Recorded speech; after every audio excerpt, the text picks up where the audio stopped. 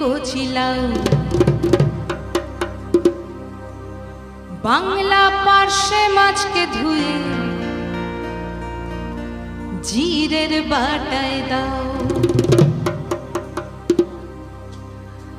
বাংলায় আমার সর্ষে ইলিশ চিংড়ি কচিলাও,